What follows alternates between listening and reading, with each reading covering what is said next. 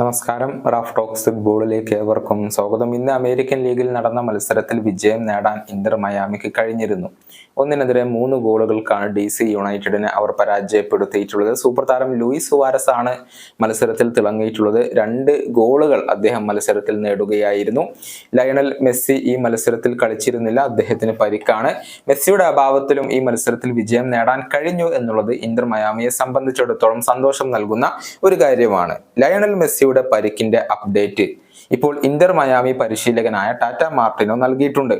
അതായത് മെസ്സി പരിക്കിൽ നിന്നും മുക്തനായിട്ടില്ല.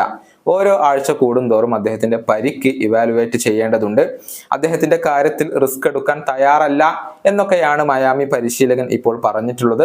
അദ്ദേഹത്തിന്റെ വാക്കുകൾ ഇങ്ങനെയാണ്: മെസ്സിയുടെ ഇഞ്ചുറി ഓരോ ആഴ്ച കൂടുന്തോറും ഞങ്ങൾ പരിശോധിക്കും. അത് എങ്ങനെയാണ് ഡീൽ ചെയ്യേണ്ടത്, അങ്ങനെ തന്നെയാണ് ഡീൽ ചെയ്യേണ്ടത്.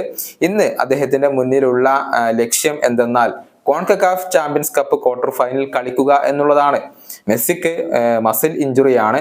അദ്ദേഹത്തിന്റെ സെലക്ഷൻ ദേശീയ ടീമിലെ ആളുകൾക്ക് സംസാരിക്കാനുള്ള ഒരു വിഷയമാണ്. ഇതാണ് ഇന്റർ മയാമി പരിശീലകൻ പറഞ്ഞിട്ടുള്ളത്. നമുക്കറിയാം, 2 സൗഹൃദ മത്സരങ്ങളാണ് അർജന്റീന ഈ മാസം കളിക്കുന്നത്. 23-ാം തീയതി നടക്കുന്ന മത്സരത്തിൽ എൽ സാൽവദോറും 27-ാം തീയതി നടക്കുന്ന മത്സരത്തിൽ കോസ്റ്റാറിക്കയുമാണ് അർജന്റീനയുടെ എതിരാളികൾ. ഈ മത്സരത്തിൽ ലയണൽ മെസ്സി കളിക്കില്ല എന്നുള്ളത് ഇപ്പോൾ സ്ഥിരീകരിക്കപ്പെട്ട് കഴിഞ്ഞിട്ടുണ്ട്.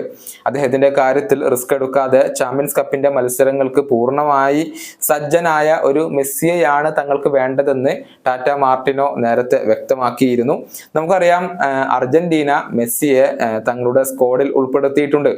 എന്നാൽ ലയണൽ മെസ്സിക്ക് ഈ 2 മത്സരങ്ങളും കളിക്കാൻ സാധിക്കില്ല എന്നുള്ളത് ഉറപ്പായി കഴിഞ്ഞിട്ടുണ്ട്. ഇക്കാര്യം സ്ഥിരീകരിച്ചിരിക്കുന്നത് പ്രമുഖ അർജന്റീൻ ഫുട്ബോൾ ജേർണലിസ്റ്റായ ഗാസ്റ്റിൻ എഡ്യൂൾ ആണ്. പക്ഷെ മെസ്സി അർജന്റീന സ്ക്വാഡിനൊപ്പം ചേരുമോ, ടീമിനോടൊപ്പം ജോയിൻ ചെയ്യുമോ, അതല്ല ഇന്റർ മയാമിയിൽ തന്നെ തുടരുമോ എന്നുള്ള കാര്യത്തിൽ ഇതുവരെ വ്യക്തതകൾ ഒന്നും വന്നിട്ടില്ല. അക്കാര്യത്തിൽ തീരുമാനങ്ങൾ എടുത്തിട്ടില്ല. ഉടൻ തന്നെ അക്കാര്യത്തിൽ തീരുമാനം ഉണ്ടാകും. പക്ഷെ മെസ്സിക്ക് കളിക്കാൻ കഴിയില്ല എന്നുള്ളത് ഉറപ്പായി കഴിഞ്ഞിട്ടുണ്ട് എന്നുള്ളതാണ്.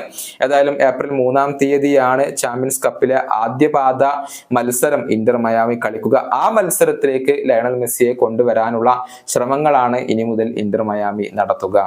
ഈ വീഡിയോയുടെ അവസാനിപ്പിക്കുന്നു. മറ്റൊരു വീണ്ടും കാണാം.